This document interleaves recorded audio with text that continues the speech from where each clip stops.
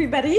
My name is Marion Fourcade. I am the director of UC Berkeley's Social Science Matrix, and I am delighted to welcome you today and to host Evgeny Morozov for his lecture, Beyond Competition, Alternative Discovery Procedures and the Post-Capitalist Public Sphere. Today's lecture is co-sponsored by the Algorithmic Fairness and Opacity Group at the School of Information, and on Matrix End, we presented actually as part of an ongoing research project titled Solidarity and Strife, Democracies in a Time of Pandemic. That's a project that we co-developed with UC Berkeley D-Lab, and that is also generously funded by the Social Science Research Council. In that project, we study how social media and the data we collected, that is collected from it, can be used to understand the dialectics of divisiveness and togetherness that are shaping polarization in the United States and the UK. And so we want to express our gratitude to the SSRC for making today's event possible. Before we move to the presentation, I'll just announce a few exciting events that we have coming up. On April 9th, we have the UC Berkeley Social Sciences Fest and Matrix Open House to celebrate the accomplishments of the Social Sciences Division and its faculty. On April 19th, we have an Author Meets Critics event with Armando Lara Millan, who will discuss his book, Redistributing the Poor, Jails, Hospitals, and the Crisis of Law and Fiscal Austerity. On April 22nd, we have a Matrix on Point event, joint with the School of Journalism on truth and denial, searching for information in the digital era. And then in May, we will present a book salon with Lafleur Stephens Dugan and a panel on the American pursuit of racial justice.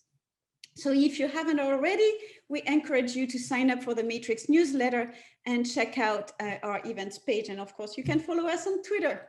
And now, without further ado, let me introduce our guest today.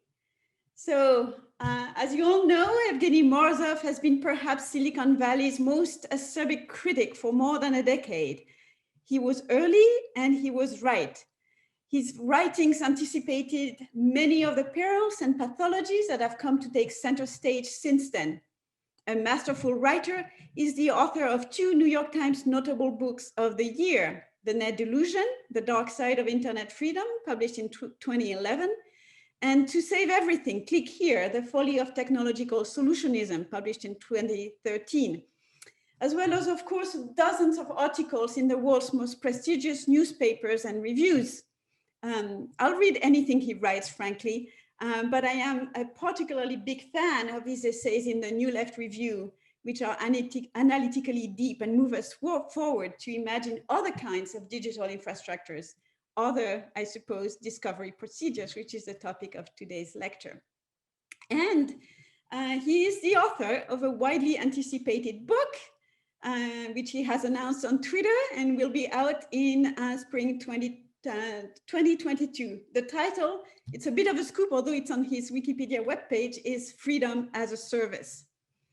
Finally, he founded the Syllabus, a quite extraordinary knowledge curation initiative I have myself become very dependent on.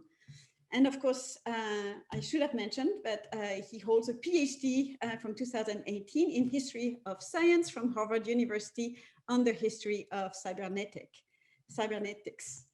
Evgeny is joining us from Italy, where it is almost nighttime. So he will speak for about 25-30 minutes, maybe a little more, and then we will open for questions. So please join me in welcoming him with thunderous applause. Up to you. Thank you so much, Marion, and thank you again for saying that I was early and I was right. I guess the whole point of my intervention today would be to convince you that I was early and I was wrong, and I hope I will succeed in that. It's a pleasure to be back in Berkeley, even if virtually. I must maybe recount a little anecdote that when my last book, To Save Everything, Click Here, was just about to come out in 2013, I think that one of the very first book talks I've given in a serious setting was actually at Berkeley.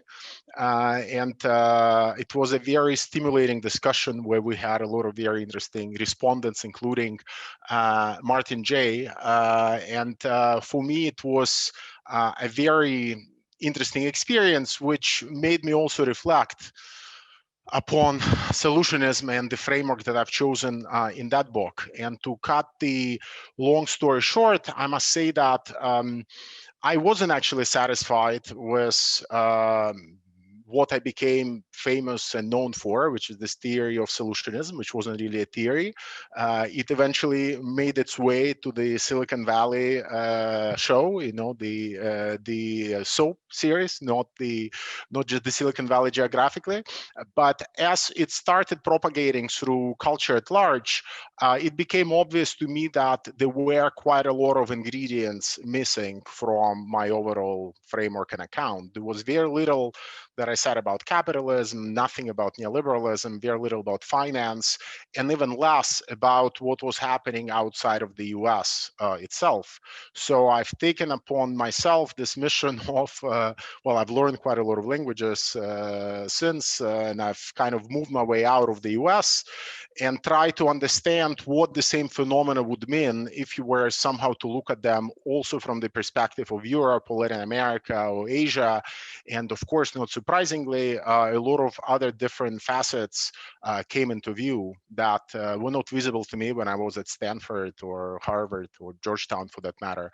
So questions related to developmentalism or colonialism or imperialism, all of that became much more visible as I abandoned this very US-centric lens that I had in my initial critique of solutionism itself. So what I'm going to present today is a fragment of a broader project that, as Marian told you, draws on my forthcoming book, that in a sense tries to reread solutionism, but to do it in a much more sophisticated manner, paying much more attention to economics, paying much more attention to capitalism, and trying also to understand it in a very situated manner by trying to ask what is happening also to the left, quote unquote. So it's not just a critique that's disconnected from some kind of a standpoint. It's read from a very particular lens, right? And that lens is the inability of progressive forces of the left, broadly constituted, to not only make sense of digital technologies and what to do with them, but also to make sense of their own project. So what should their future be, other than just defending the welfare state and insisting that they can humanize capitalism, right? And I don't really have time to go at length into this lens and into this perspective about the left, but let me just state that sort of the short story that emerges from my book, the teaser, if you will, is that solutionism is probably going to be to social democracy what neoliberalism was for socialism, meaning that it's going to tame it and eventually destroy it. But I really don't have time to go into that. Let's hope that it provoked you and it will give you some additional framework for understanding what I'm going to say. So again, before jumping into the argument, let me make one last disclaimer, and it's that it's going to be a little bit abstract at times, but it's mostly because my goal here is not to fix the digital, quote unquote, right? It's, as I've said, mostly to fix the left of the progressive project by using the digital as the springboard or as the tool with which to pursue that project. So, for me, we can have all sorts of discussions how we can enact, algorithmic auditing, make AI more democratic. All of this, I think, are valuable discussions at the level of infrastructures, at the level of the political economy and regulation. That's not really what I'm trying to do in my book and in my work currently. So there are some overlaps with that kind of fixing project, but the overall goal and objective, what I'm trying to do is somewhat different. So I think a good entry point into what I would like to say about the chosen topic beyond competition for today's lecture is to reflect a little bit on the continued and rather surprising legitimacy of capitalism. You would think that if you look at both liberal press, mainstream press, newspapers like Financial Times, and even the Wall Street Journal, but especially if you look at kind of much more explicitly leftist publications, you would see quite a lot of rather strong critiques of the inability of capitalism to deliver on its economic promises. And that critique, I would argue, has grown only much stronger since the financial crisis of 2007 and 2008, and of course, since the pandemic started. Right, and that critique is something that we know quite well. It basically points out that capitalists no longer investing as much as they are expected to. They hesitate about embarking upon extremely ambitious projects. They're not creating employment. There is still quite a lot of instability, and basically the good and positive role and expectation that in the kind of social democratic way we embed into the social contract, expecting that the capitalists will do something good for society, that is not being delivered at all. And what we are getting instead is this narrative of essentially some kind of joint project of the political and financial and industrial elites, of essentially shuffling the money around, and of essentially redistribution, which does its best to prevent this money from going to ordinary workers and essentially funnels that money to corporations. And you can think of various recovery packages in the US as a perfect example of that logic in action, right? And you'll see a lot of people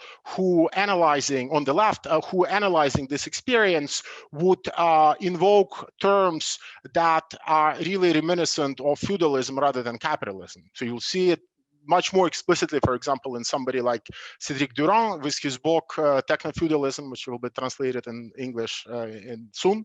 But you'll see it even more clearly in, for example, Robert Brenner, who now, having famously started the Brenner debate about the transition from feudalism to capitalism, is seriously entertaining the possibility that something else is happening to capitalism, and it might actually look a little bit like the feudalism that we kind of left aside. So, and of course, there are others who talk about political capitalism, drawing on Weber, but the whole point is that capitalism is not delivering what it's supposed to deliver, right? And there are several responses to it. You see, I list three, but I hope you'll understand that it's very schematic. So there is some kind of a green and ecological post-Keynesianism, where we are trying to essentially boost public investment by focusing on green technologies, and we are trying to kind of revive the entrepreneurial state and reorient it towards green and ecological missions. You have what I might call humanist post-Marxism, which is a kind of a hodgepodge of projects that range from everything, including basic income, to degrowth, to donut economics, to you name it, to creating a more humane environment where we work less and we have more time for leisure. And that is a project of various sort of varying appeal to political forces on the left. It's much more of a liberal project. I would probably put various schemes and initiatives for a more fairer, whatever that means, redistribution of data, like you see, for example, with Glenn Weil and the radical exchange movement, where the idea is to basically redistribute some of the data and give it more of it to consumers and users, and to assign a value to it. I would probably lump it under that humanist post-Marxism kind of lens, even though, of course, in that particular case, there is no connection to Marxism whatsoever. And the third one, which is much more explicitly on the left, is about socialist, what I would call socialist hypermodernism, right? It's basically trying to revive the rationalist spirit of central planning and try to leverage whatever digital infrastructures are available to make it possible, right? So we are reviving the socialist calculation debate of 1930s, 1940s, and to some extent 1950s,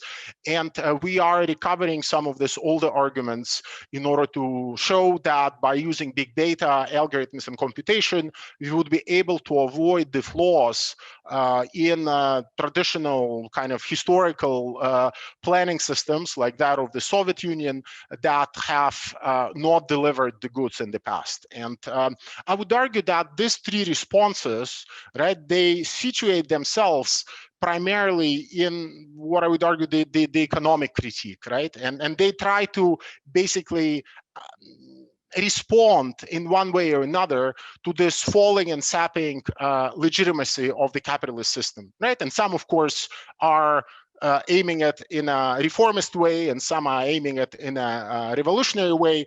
But the point is that they primarily assume that the crisis of legitimacy is the crisis of the economy in one way or another.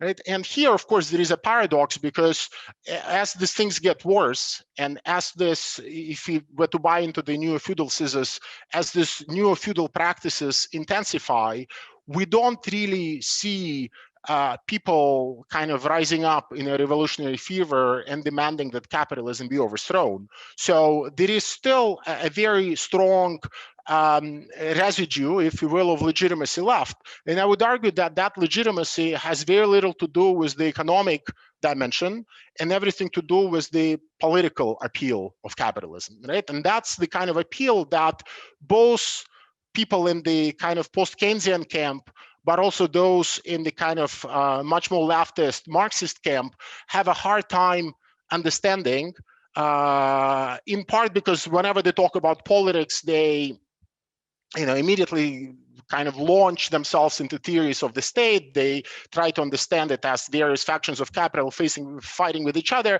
And all of that, of course, is useful.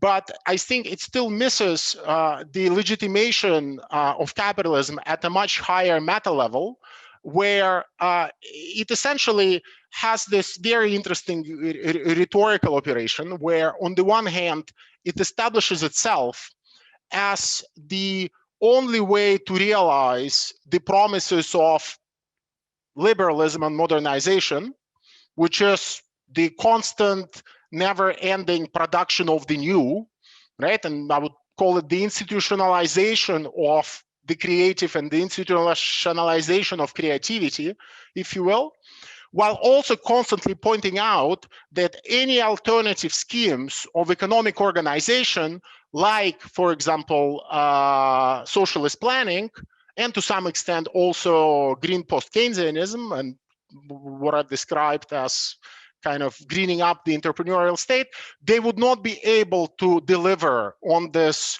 radical institutionalized newness, right? Which is what you can get only if you preach to the gods of competition and to the gods of capitalist markets. Right? And this, I think, is very important to grasp. And for me, it was always striking that in a remark that wasn't very well noticed, Walter Lippmann once described liberalism as the philosophy of industrial revolution, right? And for me, it's a very nice capture of sort of what is at stake here. That it's because capitalism, and representing itself as the sort of the best gateway to liberalism, assures us that that's the best way to basically institutionalize and in one way or another scale up all these gains that we get from technological progress. And I think that without understanding the real basis of this political legitimacy in society at large, any alternative project would not be able to articulate a counter paradigm that would be effective and convincing in showing people that there are actually other effective ways of institutionalizing the new and the creative, so to say, while also avoiding some of the costs that capitalism inevitably inhere in capitalism, right? As it goes about institutionalizing the new. So for me, the kind of broader intellectual and political objective of this alternative leftist progressive project should be to articulate a vision of how you would be able to generate and institutionalize the new, and we'll get to what I mean exactly by discovery in a second, in a way that avoids some of the problems associated with socialist planning. In part because for me, and this is where I buy into quite a lot of the arguments made, for example, by Austrian economists against socialist ones, socialist planning, even if you can make it to work really well, it's essentially an instrument for effectively allocating resources. It's not necessarily an instrument for producing the new, right? And we will get, I know that it's a very abstract as I put it, but we'll get to unpack that. So to articulate that counter paradigm, I think we need to understand what is at the heart of the paradigm that has been articulated so far by the adversaries in the kind of capitalist neoliberal camp. Right, and this is where we can go and read a lot of books and thinkers. I will concentrate on Hayek in the next 5 minutes because I think he's been probably most influential in articulating this view and paradigm of discovery, which could actually be reappropriated by progressive forces and the left in a way that would also allow them to resolve a lot of their dilemmas and questions as they pertain to the question of what to do with these digital infrastructures and how to structure them and for what purpose. So, Hayek has written quite a few essays and quite a few books where the questions of discovery and of knowledge are treated, even though probably the bulk of scholarly and popular attention has been focused on just one of those essays, the use of knowledge in society, which is a remarkable essay, but I think a lot of people have misread it by separating it from the rest of Hayekian oeuvre. So they do not approach it with the same intellectual and theoretical lens that you would if you were actually to read a lot of Hayek's prior essays on competition and on social order and on sensory order and on all of this kind of problematique that has informed his work. So I'm not gonna give you a kind of a full-blown introduction, but let me just say, and I'll advance a somewhat perhaps controversial reading of Hayek here, is that in Hayek, you essentially get two views of discovery, right? And discovery is a fundamental term in his later thinking. It's in the title of his very influential essay, Competition as a Discovery Procedure. But if you read all his work very closely, you will see that discovery essentially plays two roles for him. In his early work, discovery is mostly about eliciting through market pressure and through the possibility of obtaining profit, eliciting mostly trivial, even if implicit and currently non-existing knowledge that nonetheless contributes to making social coordination through the market more efficient, right? It's all about essentially giving incentives to entrepreneurs and to a lesser extent to consumers to go about their entrepreneurial activities in such a way that they are always alert for new opportunities, for using the existing resources differently, or for combining them differently, or for imagining what can count as a resource to begin with, right? And since there is this pressure in the system to always compete and cut costs and undercut your competitors, entrepreneurs and enterprises are incentivized to always utilize this knowledge, even if they are not fully aware of it, as efficiently as possible. And what Hayek does with this kind of coordination-focused interpretation of discovery is something very specific. He essentially argues that it reduces costs, it generates new products, new techniques, but ultimately it's a better way than socialist planning. And this initial paradigm that he articulates arises in the context of socialist calculation debate, right? It does not arise in the context of his later social theory, which is where his second take on discovery comes into view. And this is where Hayek essentially goes beyond this very kind of pragmatic reading of discovery of knowledge that is trivial and cannot really be used, even though it's essential to making markets more efficient, to the discovery of things that are genuinely new and that are genuinely useful, right? And that are genuinely unpredictable. He famously uses this phrase talking about competition and market competition as the voyage of exploration into the unknown. You know, here he is almost talking in a very metaphysical, spiritual language, but you will understand immediately that here he is really trying to connect competition and to his kind of broader social theory, where he talks about the so-called great society, where, you know, our pursuits of our own individual selfish actions results in the discovery of these great things that then can be used by everyone, right? And I think we have to keep these two things separate, to these two readings of competition, because the first one is relatively trivial, and potentially, you know, we can argue and have a debate about it, whether socialist planning turbocharged by big data and digital infrastructures would actually enable us to trade off some of the losses in this implicit knowledge that we would not otherwise get to, but we would gain something else, right? So you would actually be able to make a comparison between socialist planning turbocharged by digital technologies and this very narrow view of market competition that simply kind of utilizes, which is a term that Hayek uses a lot, but mostly in that essay on the use of knowledge in society, that utilizes knowledge that's highly dispersed in society. I think that problem, with some trade-offs, we can potentially solve with big data.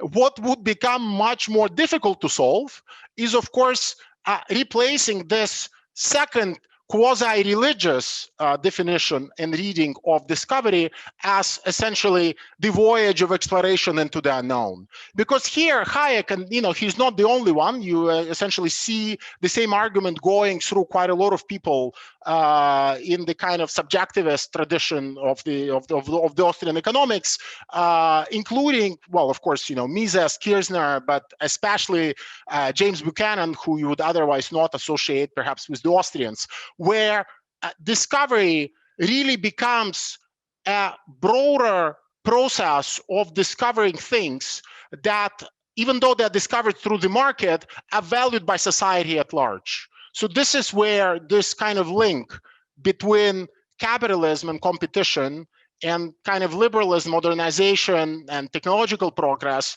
is most evident, right? And I would argue that, as I've already argued, so I don't need to repeat that too many times, but you know, it's only by finding an alternative, which probably would not involve socialist planning, for the institutionalization of the production of this new through the second type of quasi-religious discovery, that the leftist progressive project can aspire to question the legitimacy of capitalism in the political realm, right? Now, if you reflect on Hayek, having carefully read all his texts, at least those that relate to competition, you would probably ask three questions, right? Why should we assume that there is only one discovery procedure, and that discovery procedure has to do with market competition? Hayek doesn't really give you an answer, in part because, you know, his broader framework is shaped by the Cold War. It's shaped by many other considerations. But essentially, if you look at his social theory, you'll quickly understand that the reason why you have to rely on market competition only is because it's the only force that really mobilizes our individuality and selfishness, and all the other types of human behavior motivated by altruism or solidarity are on the way to extinction anyway. I don't have much time to say about it, but Hayek just doesn't believe that anything driven by solidarity is possible in modern world, because it's a pre-modern feature. Second that we can ask is, second question that we can ask is, why is only the market productive of discovery, right? Are there any other institutions that would be as productive, perhaps, of institutionalizing this production of the new as the market? Again, Hayek doesn't answer that question, in part because of the Cold War. His imagination and his mental framework is fixated so much on the dichotomy between central planning and the market. So nothing else enters into it. And the third question that I think we can ask is, what are the costs of discoveries through market competition? Right, and here it's obvious that Hayek never actually poses that question, because it's obvious that perhaps there is also production of ignorance or miscoordination, or there is compulsion exercised through competition, which Hayek acknowledges, which also shrinks opportunities for discovery. All of that clearly is a possibility, and if we were to fully account both for the existence of other procedures of discovery and for the fact that market competition has costs, we can actually have an ecology of them, and we can understand which ones of them work and which doesn't, and we can actually talk about, if you will, varieties of discoveries. Most of you will understand this framework, but we don't. Right?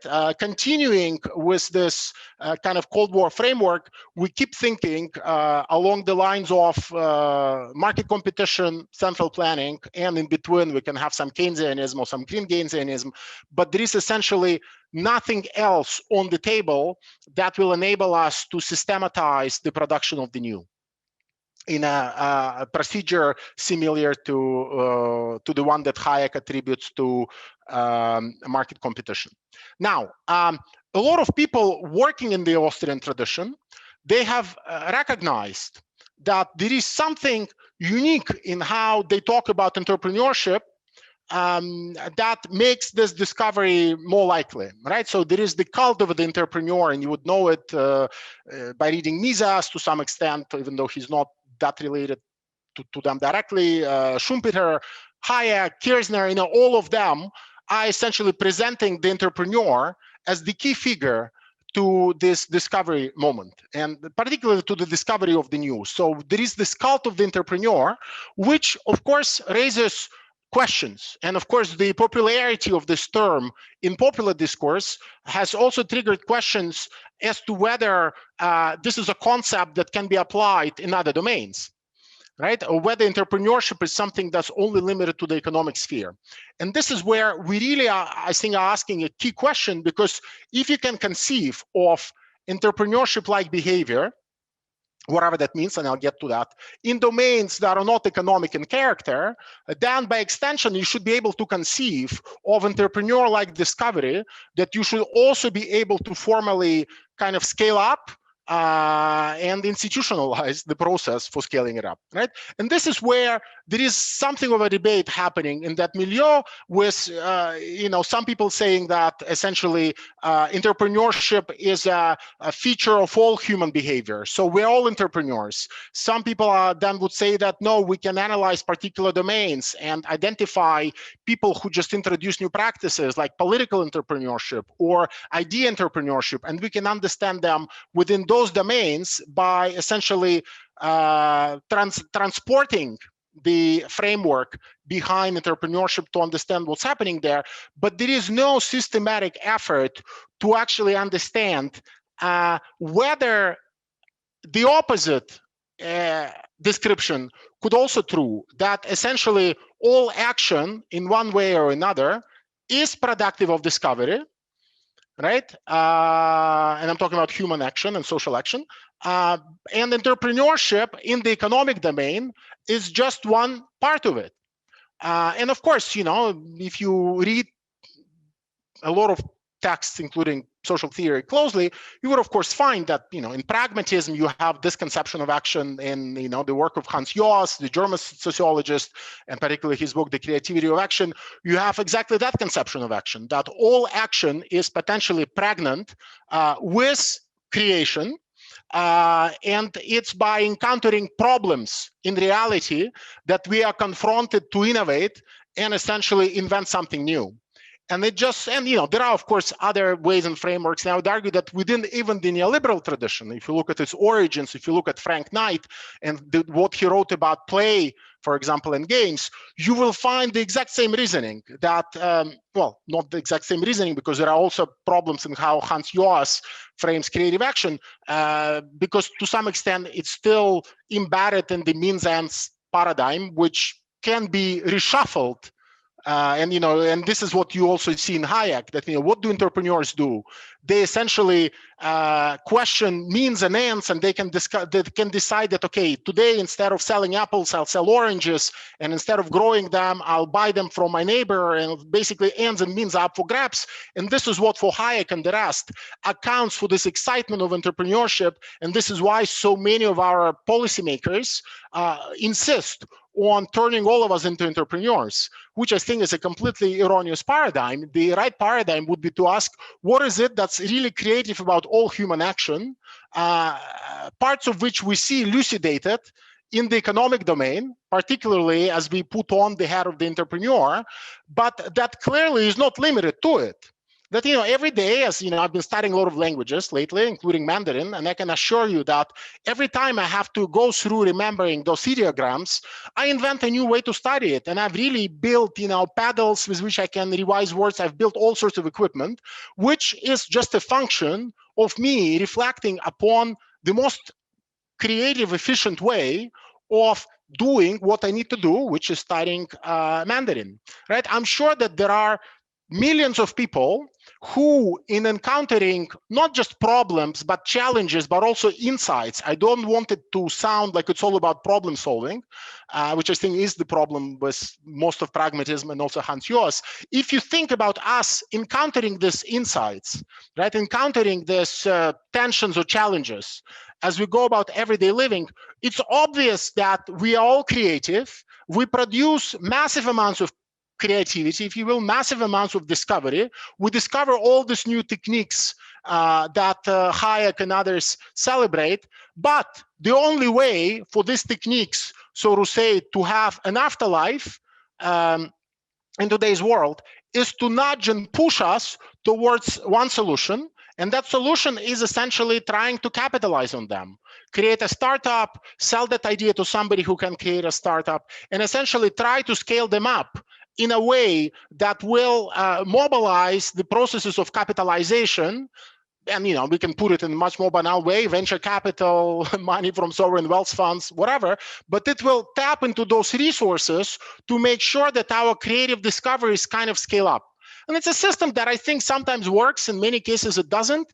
I think that its particular institutional form, that of a startup, imposes all sorts of extra constraints, which ensures that most of these ideas never fly, because they have to be profitable, they have to accumulate data, they have to monetize data. There are all sorts of extra constraints that happen. What is not happening is us as a society thinking about robust infrastructures which would allow us to essentially scale up this everyday discoveries, many of which, by the way, remain virtual. You can't imagine how many improvements I can think of on a daily basis for many of the things that I have to do, which, if only somebody took the trouble of institutionalizing them and acting upon them, would also be of help to probably 1,000 other people, right? And of course, to some extent, the fact that now it became easier to code, to build things online, to collaborate with others, all these things that people like Johan Benkler celebrate, it has, of course, enabled us at least to glimpse that an alternative regime of doing things exists.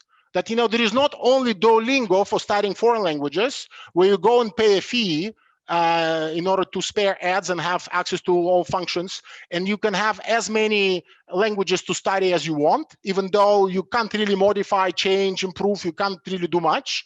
Or there is then an alternative ecosystem with kind of more free software and open source software, where everyone, and I can walk you through some of them, where people like myself who stumble upon these insights can then kind of package them and share them with the community without actually expecting any remuneration.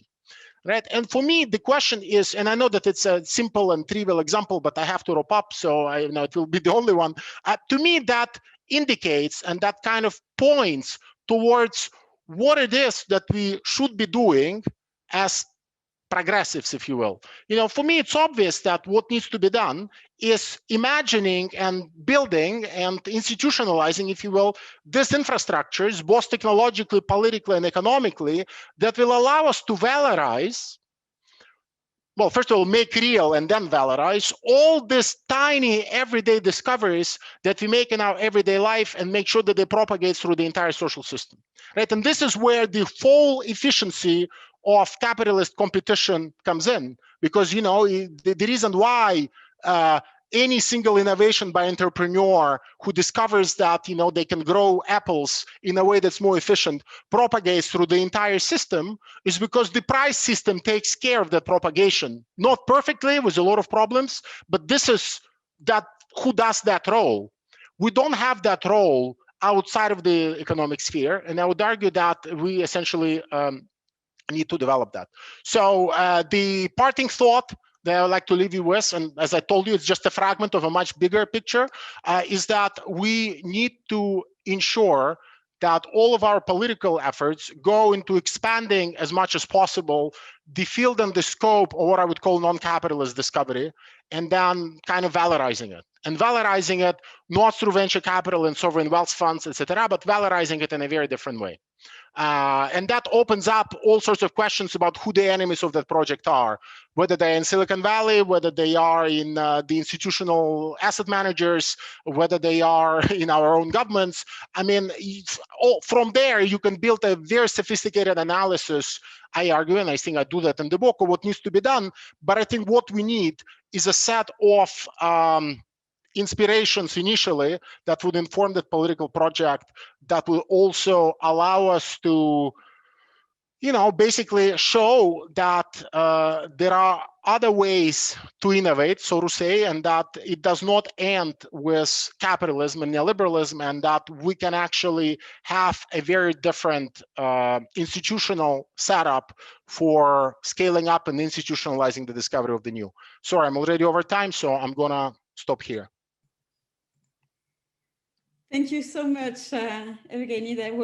That was really wonderful. It's really an exceptionally clear expose of what the problem of the left is, where it needs to go and why it needs to go there. So I'd like to, I'll take my privilege as a sort of moderator to ask a question, which is, I understand the importance of these sort of new discovery procedures to harness sort of everyday creativity.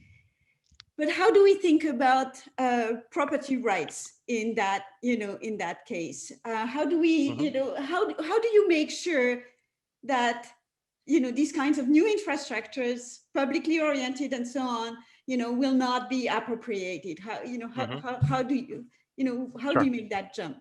Sure. Well, so it's not so the the danger of appropriation is not kind of unknown to me, right? So kind of if you I didn't present the whole structure of the book, but underlying it is a narrative that essentially within capitalism, within this kind of solutionist phase of capitalism, there has developed a logic that is not perfect, but it exists for essentially gathering and valorizing some of this autonomous or semi-autonomous or pseudo-autonomous creative activity and packaging it and building either artificial intelligence with it or something else. Right. So the reason why this project is urgent for me now is precisely because I expect that this creative potential will be tamed and it will be channeled and it will essentially contribute to the fortification of capitalism while giving it a more humane and creative face. Right. And this is why I started by saying that, I think that,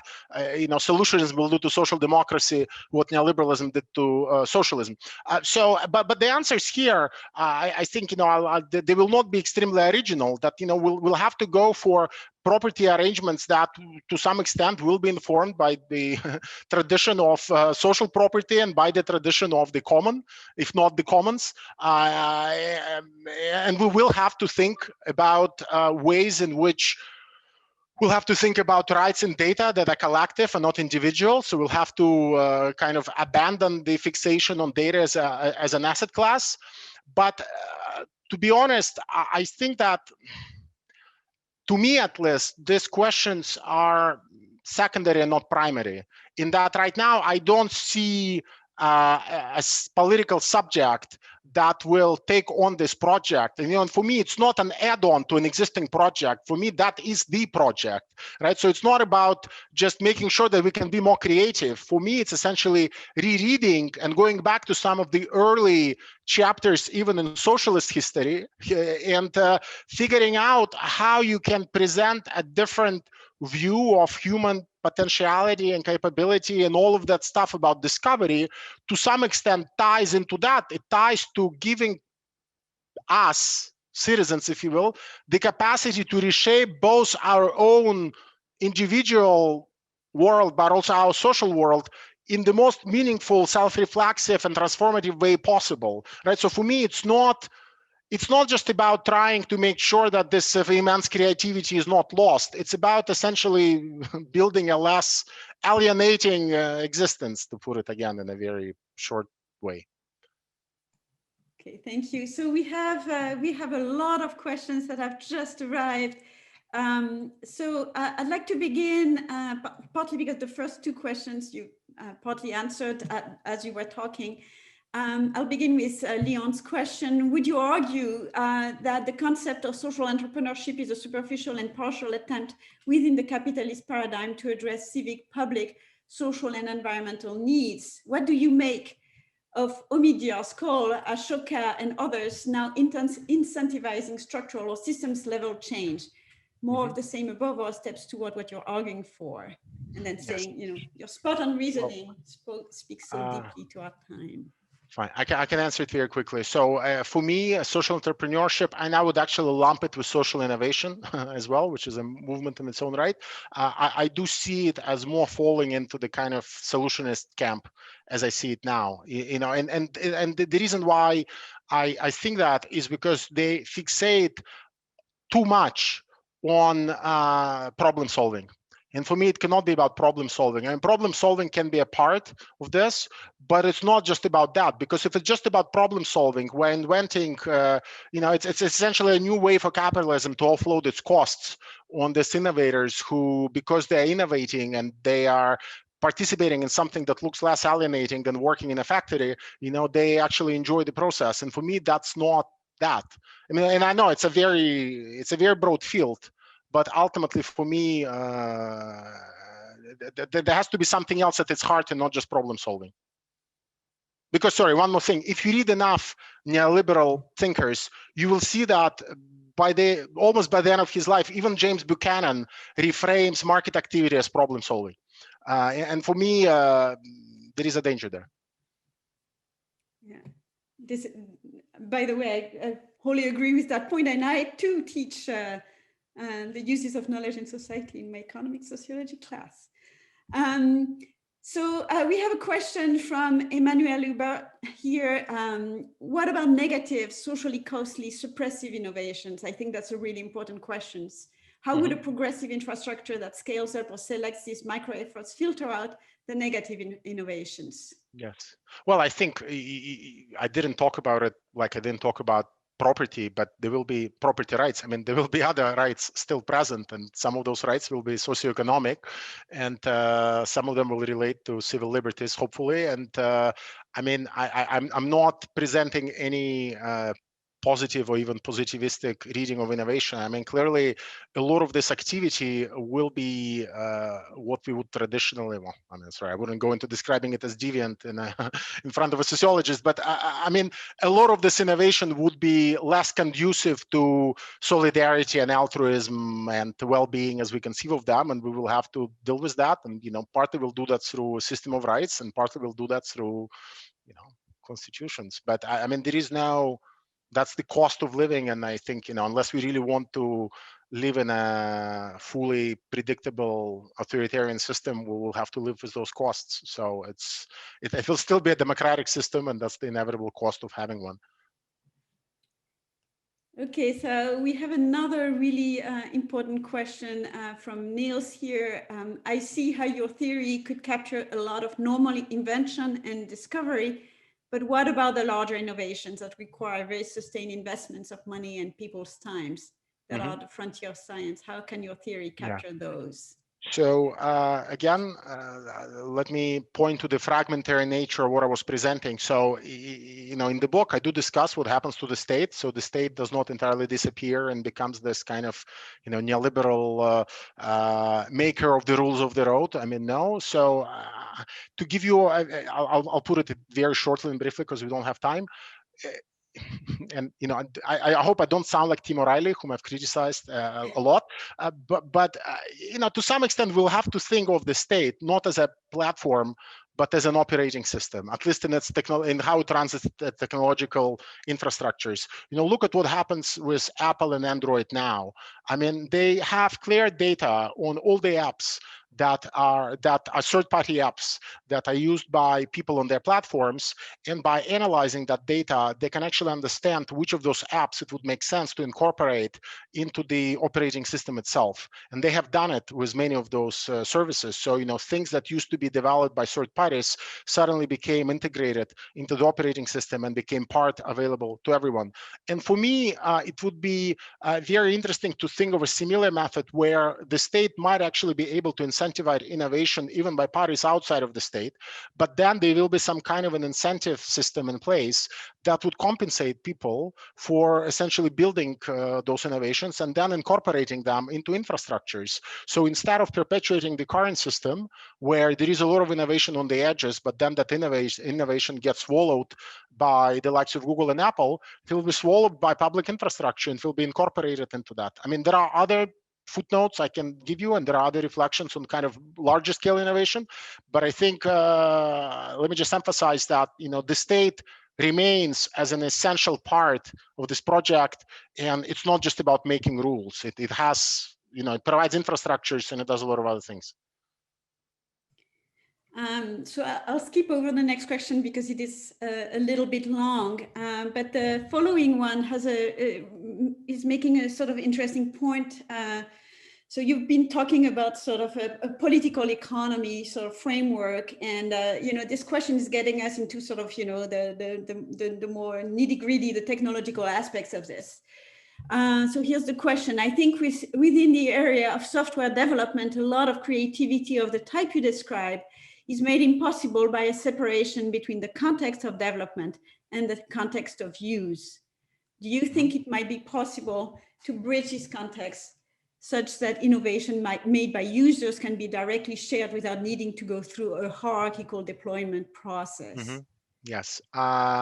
Yes. So in the book, I articulate three different types of infrastructures. I will not name them now because I still need to flesh them out a little bit better. But these infrastructures have to do with enabling us to basically represent, plan, and act better in the world, right? So you can think of them as infrastructures of representation, planning, and acting, even though I call them differently in the book.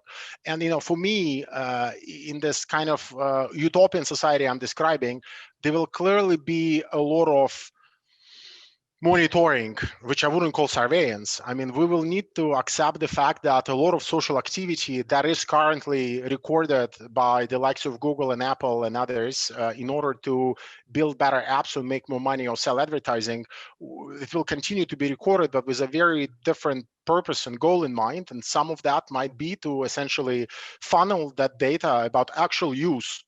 So this is where the representation part comes in, about actual use to developers, right? So, but that would not the primary reason for which I introduced this type of infrastructure into the equation. But for me, it's essential that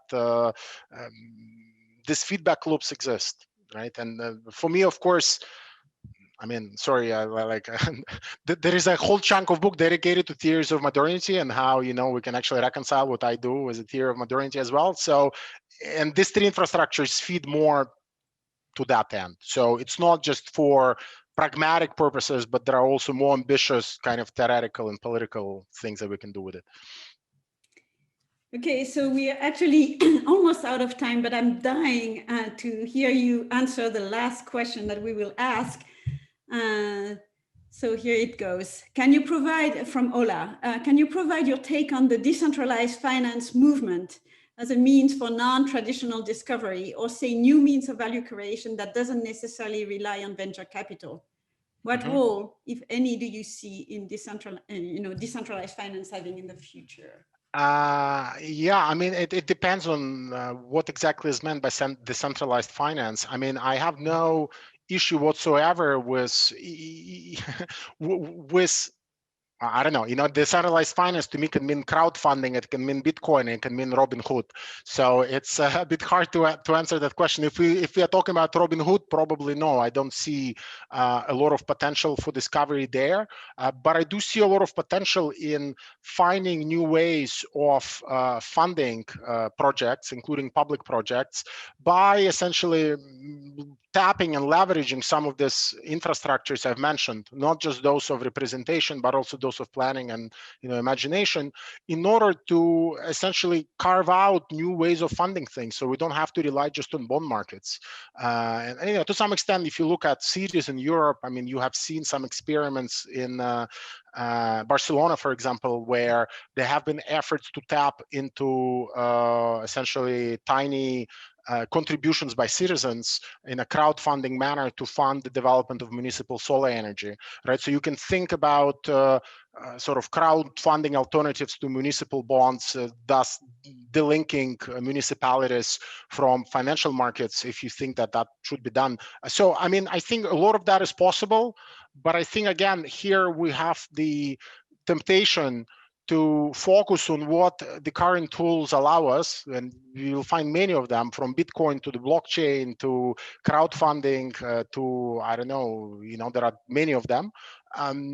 But that's kind of less of a concern for me, in that I think what we are missing is the story, not just the story, but the kind of the script. And without that script, of course, we'll just be making existing institutions more efficient and maybe more humane, and maybe we will have the welfare state powered by the blockchain, but most likely it will look like the welfare state that's emerging in Denmark, where you have almost a social credit-like system for assessing welfare eligibility, etc. And yeah, if you put it on the blockchain, it will just be it will be more powerful. I'm not sure it will exactly satisfy the normative goals of the progressive project, so to say. All right, so unfortunately we are out of time. So thank you everybody for coming to this webinar and for asking all of these great questions. We can ask them all, but we'll definitely send them to Evgeny. He will have them to ponder as we all await the next book and the next one after that and the next one after that. Thank you all very much, and goodbye. Thank you.